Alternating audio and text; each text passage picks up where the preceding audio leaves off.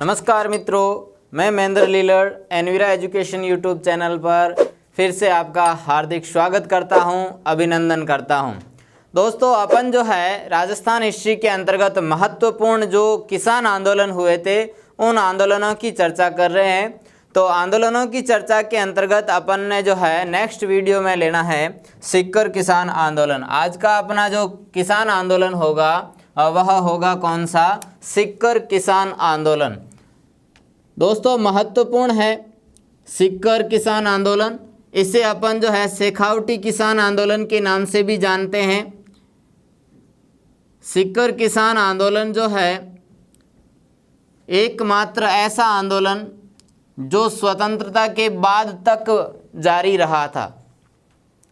प्रश्न पूछा गया है, ऐसा किसान आंदोलन या ऐसा आंदोलन जो स्वतंत्रता के बाद तक चलता रहा, वह रहा आपका कौन सा? सीकर किसान आंदोलन।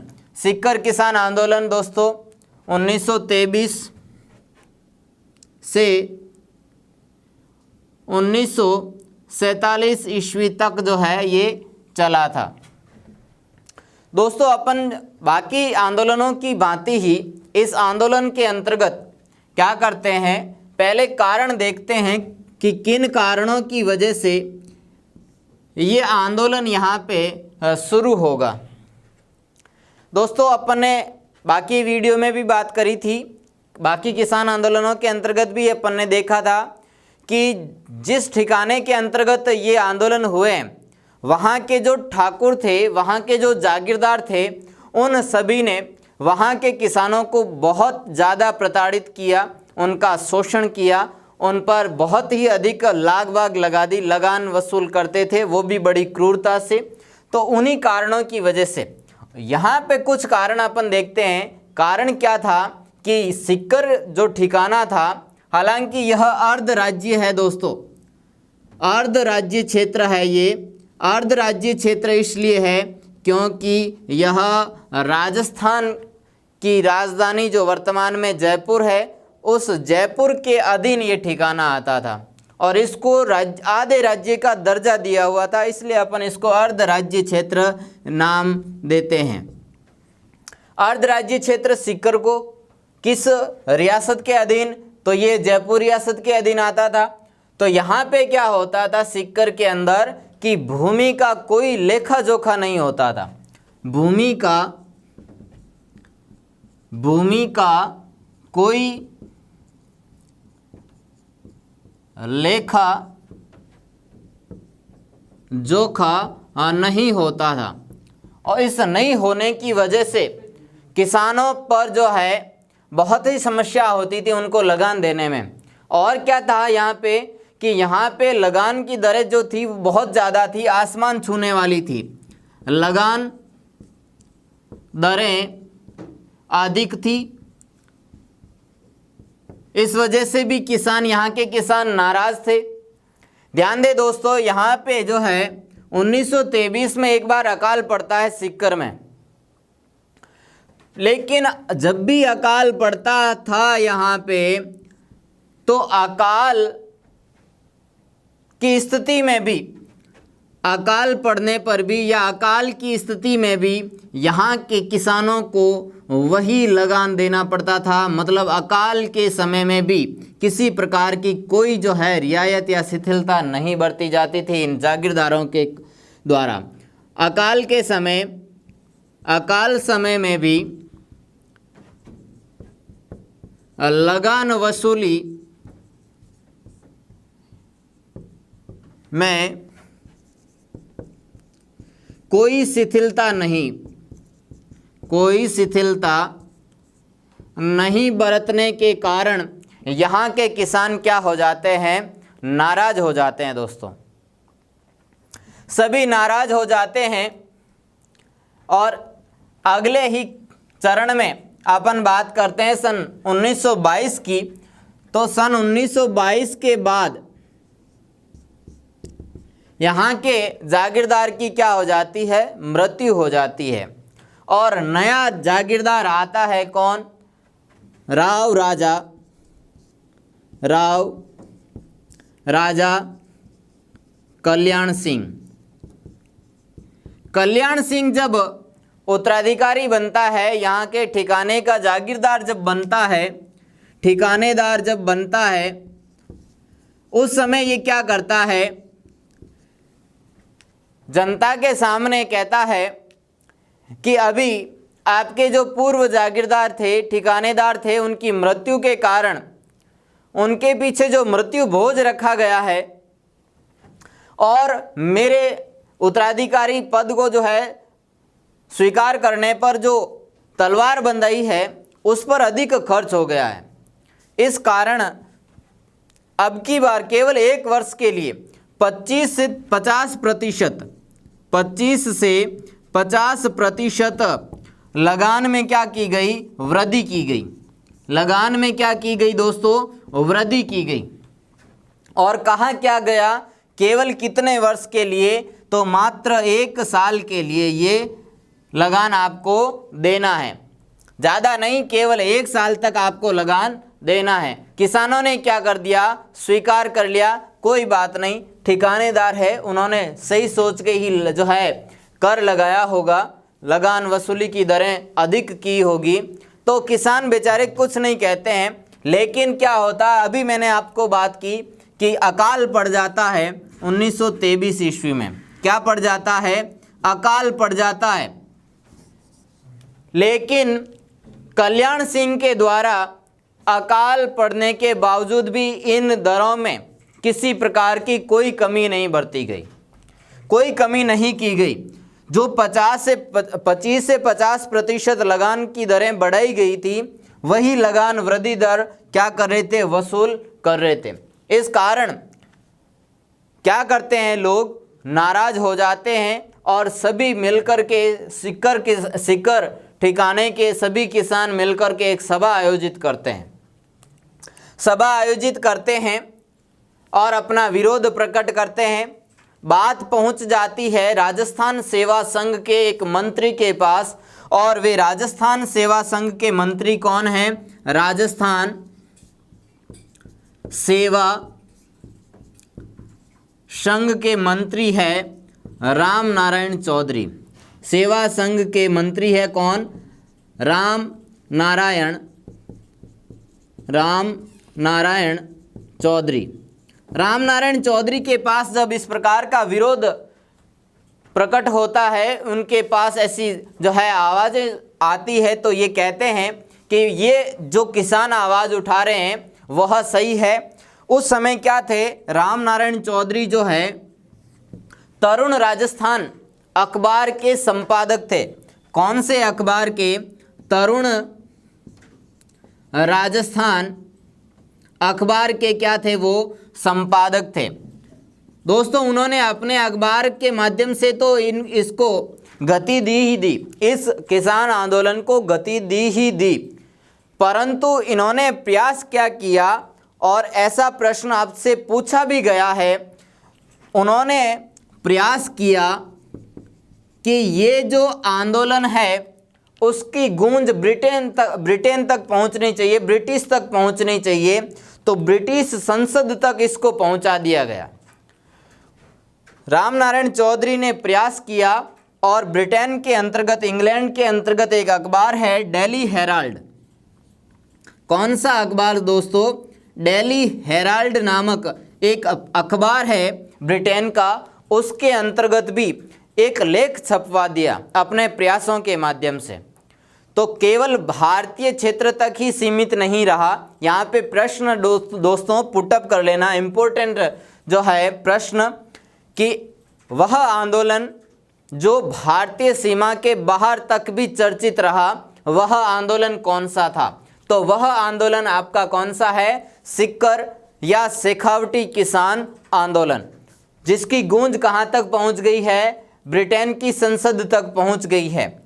वहाँ पे जो है ब्रिटेन की संसद के अंतर्गत इस आंदोलन की चर्चा या उसके बारे में प्रश्न करने वाला व्यक्ति कौन सा था, तो वो ध्यान रखना दोस्तों, क्योंकि हेराल्ड आपने कई बार उत्तर दे दिया, लेकिन नेक्स्ट अगर ब्रिटेन से संबंधित प्रश्न करता है एग्जामिनर, तो वो आपका प्रश्न हो सकता है।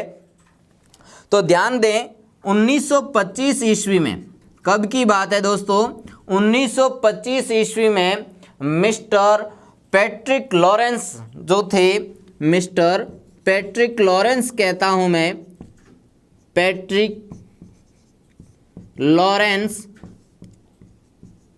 नामक व्यक्ति ने, वहाँ के जो मंत्री थे उन्होंने, पैट्रिक लॉरेंस ने ब्रिटेन की हाउस ऑफ कॉमन्स के अंतर्गत, ब्रिटेन की संसद के अंतर्गत क्या किया, प्रश्न उठाया, इस प्रश्न को उठाया था या इस प्रश्न पर वाद विवाद किया था। तो ये दोस्तों ब्रिटेन तक पहुंच जाता है। हमारे यहाँ का आंदोलन जो यहाँ के नेताओं ने इतना महत्वपूर्ण नहीं लिया, लेकिन वहाँ के लोगों की कानों तक जब ये आवाज़ पहुँचती है तो उनके लिए जो है राष्ट्रीय स्तर का मुद्दा बन जाता है। वो बात करते हैं दोस्तों अपन नेक्स्ट, इस चरण को या इस आंदोलन को जो गति देने वाली जो गतिविधियां थी उनको, वो गतिविधियां क्या क्या है देखें, बहुत इम्पोर्टेंट है, स्किप नहीं करें, लगातार देखें इसको। अगर आप तैयारी कर रहे हैं तो प्रश्न गारंटी के साथ है, बाहर नहीं जाएगा। सिक्कर किसान आंदोलन का यहाँ पे देखें दोस्तों क्या था, शेखावटी क्षेत्र के अंतर्गत एक और क्षेत्र आता है सिक्कर के अलावा, और वो है कौन सा, झुंझुनू का क्षेत्र। झुंझुनू के अंतर्गत भी क्या चल रहा था, किसान आंदोलन चल रहा था। सिक्कर, झुंझुनू और आसपास के सारे जो क्षेत्र हैं जो जयपुर सीमा से लग रहे हैं, वो क्षेत्र शेखावटी क्षेत्र के अंतर्गत आते हैं।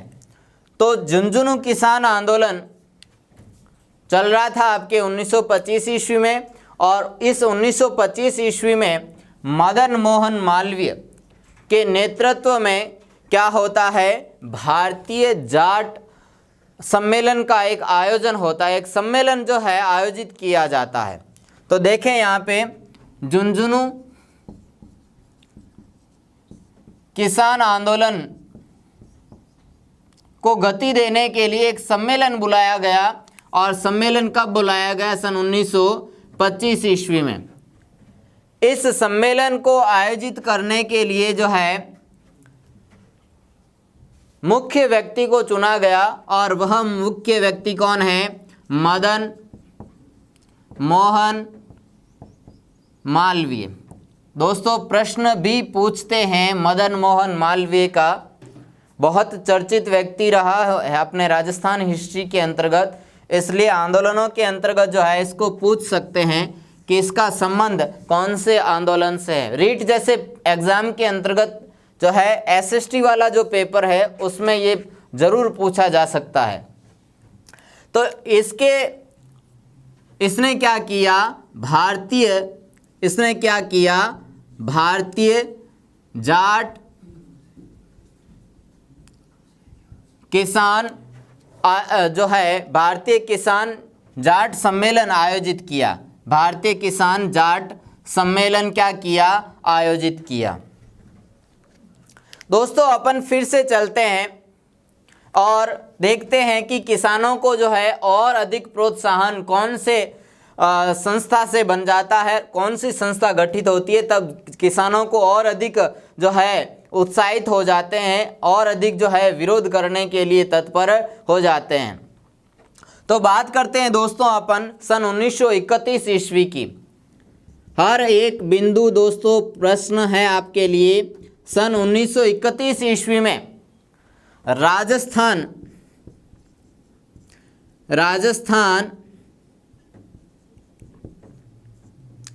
जाट क्षेत्रीय संगठन या सभा, राजस्थान जाट क्षेत्रीय सभा, जाट क्षेत्रीय सभा नामक एक संगठन का या एक संस्था का क्या कर दिया जाता है, गठन कर दिया जाता है। क्या कर दिया जाता है दोस्तों, गठन कर दिया जाता है। इस संस्था के गठित होने के कारण बहुत से किसान उत्साहित हो जाते हैं और विरोध करने के लिए वो तैयार हो जाते हैं कि अब हम पीछे हटने वाले नहीं हैं, क्योंकि इस संस्था का भी उनको प्रबल जो है सहारा मिल रहा था। आगे देखें अपन, किसान सीकर किसान आंदोलन को आगे बढ़ाते हैं। एक घटना घटित होती है और सभी किसानों को एकत्रित करने का बीड़ा उठाते हैं ठाकुर देशराज। कौन? ठाकुर देशराज जो है सभी किसानों को एकत्रित करने का बीड़ा उठाते हैं, कहते हैं कि मैं किसानों को एकत्रित कर सकता हूं। और उन्होंने क्या किया? किसानों को एकत्रित करने के लिए, किसानों को एकत्रित करने के लिए उन्होंने क्या किया? धार्मिक आधार पर, किस पर? धार्मिक आधार पर किसानों को एकत्रित करने का प्रयास किया, धर्म के आधार पर दोस्तों। और उसने, ठाकुर देशराज ने क्या किया? एक निर्णय लिया कि हमें क्या करना चाहिए? एक प्रजापति यज्ञ करना चाहिए। क्या किया? एक निश्चय किया, हमें क्या करना है? एक यज्ञ करना है, प्रजापति यज्ञ करना है। प्रजापति यज्ञ अपन इंडियन हिस्ट्री के अंतर्गत देखेंगे कि क्या होता है प्रजापति यज्ञ। जब अपन यज्ञ पढ़ेंगे सारे के सारे यज्ञ, उसमें अपन जो है इसके बारे में ज़्यादा जो है डिस्कस करेंगे। अभी अपन देख रहे हैं कि धार्मिक आधार पर क्या करने की कोशिश की गई? धार्मिक आधार पर किसानों को एकत्रित करने के लिए पलथाना नामक स्थान पर, किस स्थान पर? पलथाना नामक स्थान पर किसानों को एकत्रित किया और उनको समझाया कि हमें जाट प्रजापति महायज्ञ करना है। क्या करना है? जाट प्रजापति महायज्ञ करना है। और इस यज्ञ के द्वारा हम जो है और अधिक एकत्रित हो सकते हैं, संगठित हो सकते हैं, जिससे ये कल्याण सिंह जो नया जागीरदार आया है उसको झुकना पड़ेगा और अत्याचार को क्या करना पड़ेगा? कम करना पड़ेगा दोस्तों। तो उसके लिए क्या किया? निश्चित किया समय कि हमें कब ये यज्ञ करना है। तो बसंत पंचमी का दिन जो है इन्होंने क्या किया? निश्चित किया। कब का? बसंत पंचमी का। उन्होंने कहा कि बसंत पंचमी के दिन हम क्या करेंगे? यह महायज्ञ करेंगे। उस समय बसंत पंचमी जो थी वो किस दिनांक को थी? तो वह थी 20 जनवरी 1934 ईस्वी में। 20 जनवरी 1934 ईस्वी को आपकी बसंत पंचमी थी। उस दिन को क्या करेंगे अपन? प्रजापति यज्ञ, जाट प्रजापति महायज्ञ करेंगे। उन्होंने कहा कि भाई प्रजापति यज्ञ तो कराएंगे, लेकिन किसी न किसी यज्ञचार्य को हमें बुलाना पड़ेगा। तो उस समय यज्ञचार्य को बुलाया गया, किसको? पंडित खेमराज शर्मा को।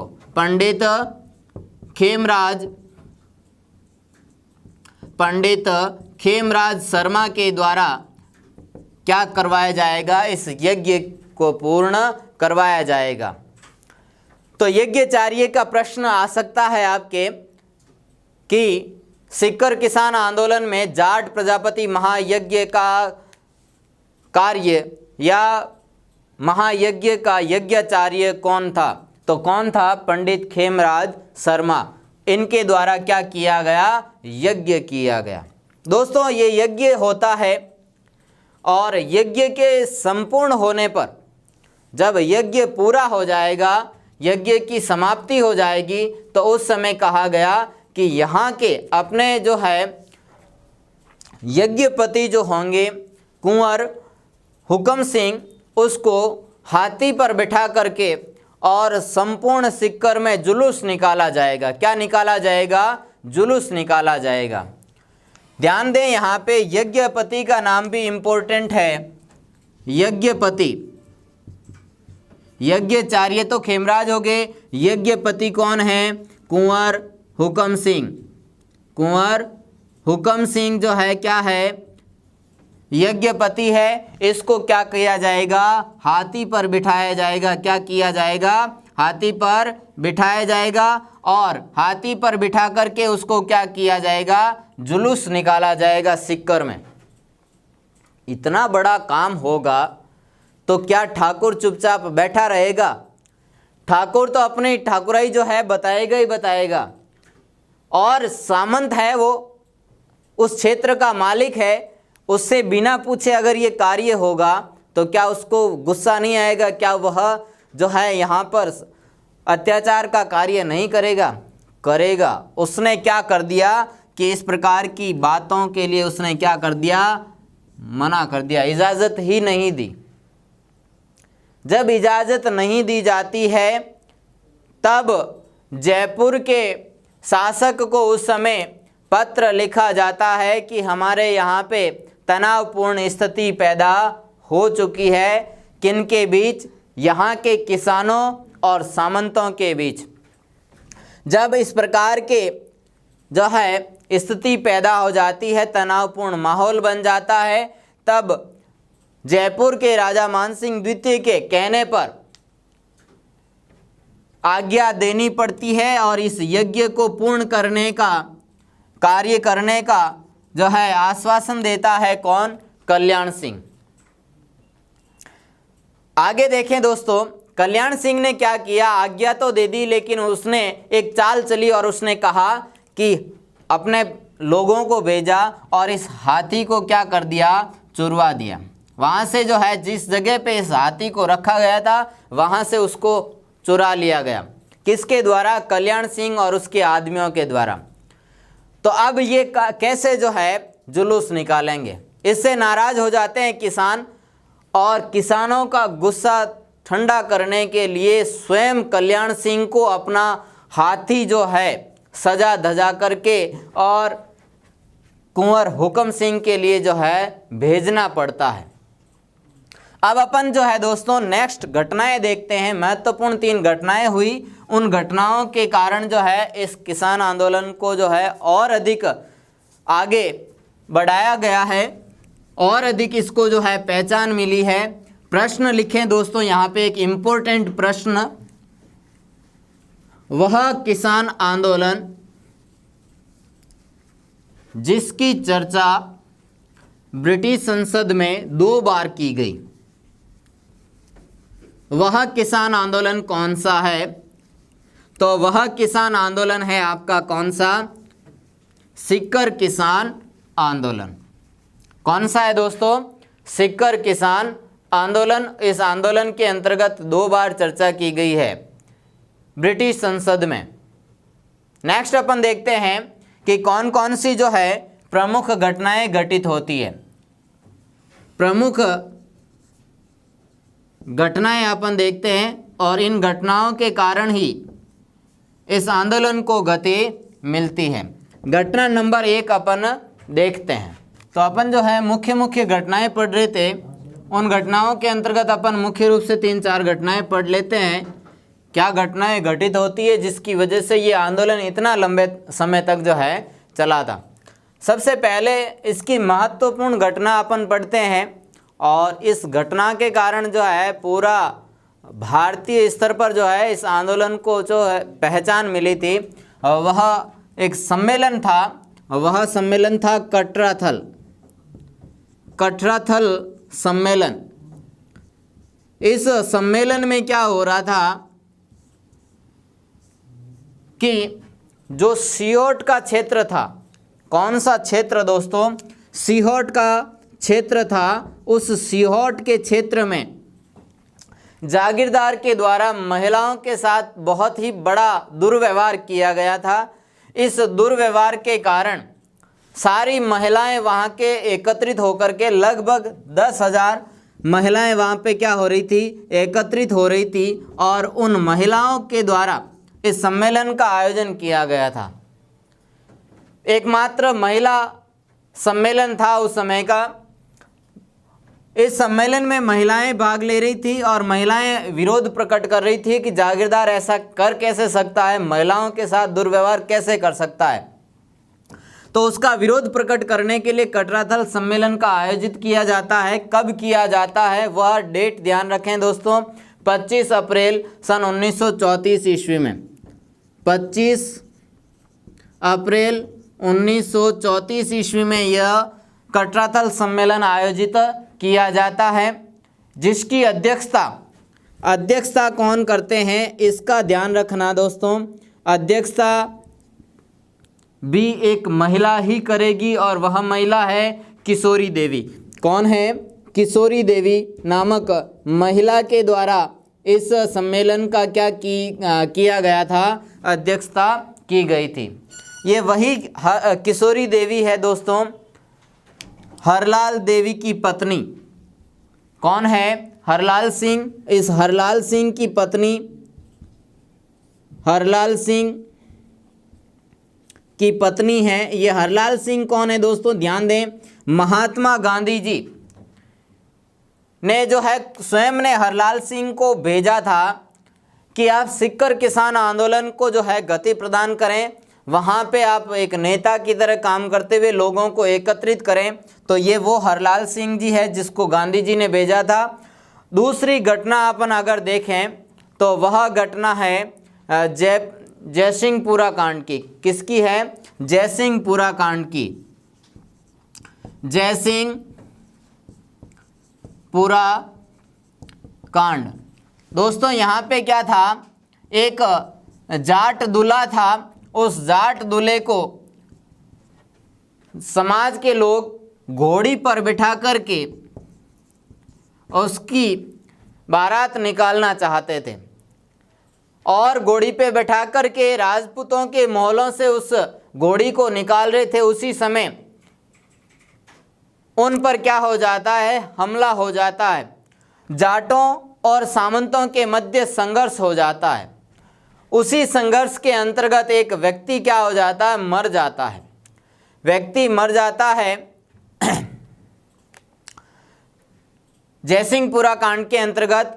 तो उस समय जो है संघर्ष आरंभ हो जाता है और ये जयसिंहपुरा जो है वह कहाँ के ठिकाने के जो है अधीन आता था? तो ढूंढलोद नामक ठिकाने के अधीन आता था जयसिंहपुरा नामक गांव। इस जयसिंहपुरा के अंतर्गत आता था। अब देखें दोस्तों, ये जयसिंहपुरा कांड कब घटित होता है? तो 21 जून 1931 ईस्वी को, 34 ईस्वी को, 21 जून 1934 ईस्वी को ये घटना घटित होती है, ये कांड होता है। दोस्तों नेक्स्ट अपन देखते हैं, वह है खुड़ी कांड। दोस्तों कौन सा कांड है? खुड़ी कांड। यहाँ पे भी संघर्ष होता है किसानों और जागीरदारों के मध्य, जिसमें किसानों को अपमानित होना पड़ता है। और अंतिम जो है अपन इम्पोर्टेंट के बारे में चर्चा करेंगे। इम्पोर्टेंट घटना थी, वह घटना थी कुंदन गांव की घटना। कुंदन कांड भी कह सकते हैं अपन, या कुंदन गांव की घटना भी अपन कह सकते हैं। ये कुंदन कांड या कुंदन घटना आपके हत्याकांड जो भी आपके पेपर में ऑप्शन में आए तो उस समय कंफ्यूज नहीं होना है, तीनों ही एक ही है। चाहे कुंदन गांव हत्याकांड कहें, चाहे कुंदन हत्याकांड कहें, चाहे कुंदन कांड हत्याकांड कहें, तो भी एक ही बात है। कुंदन कांड क्या था दोस्तों? ये पहले तो घटना आप लिख लीजिए कब होती है। 25 अप्रैल 1935 ईस्वी में, 1935 ईस्वी में ये घटना घटित होती है।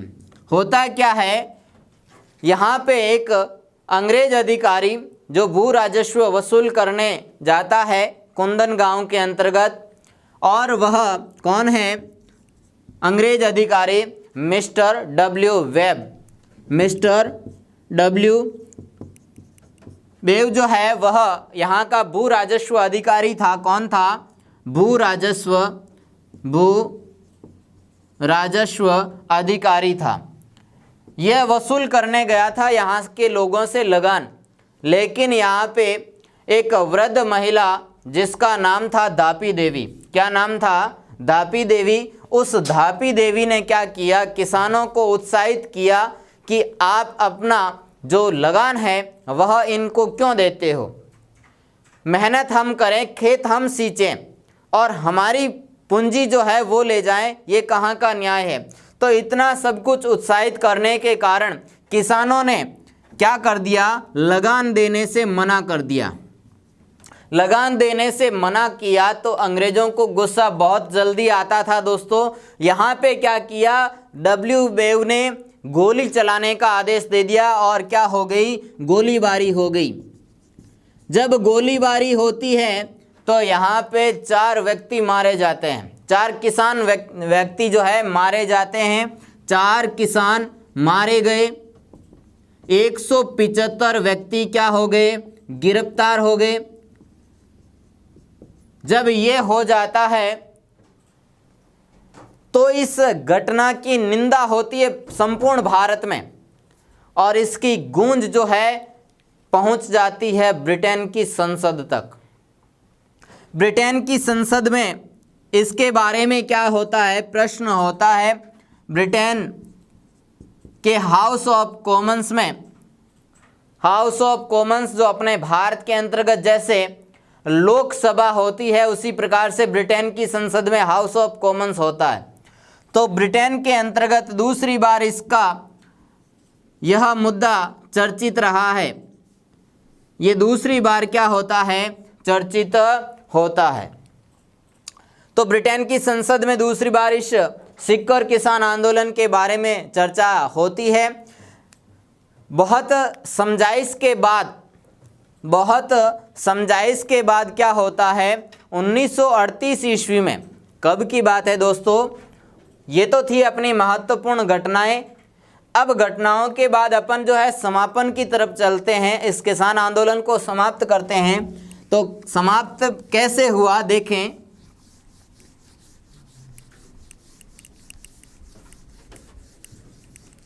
समाप्त होता है दोस्तों जयपुर प्रजामंडल के प्रयासों से। जयपुर प्रजामंडल के प्रयासों से यह किसान आंदोलन समाप्त होगा। तो सन 1938 ईस्वी में, कब दोस्तों? 1938 ईस्वी में जयपुर प्रजामंडल इस आंदोलन को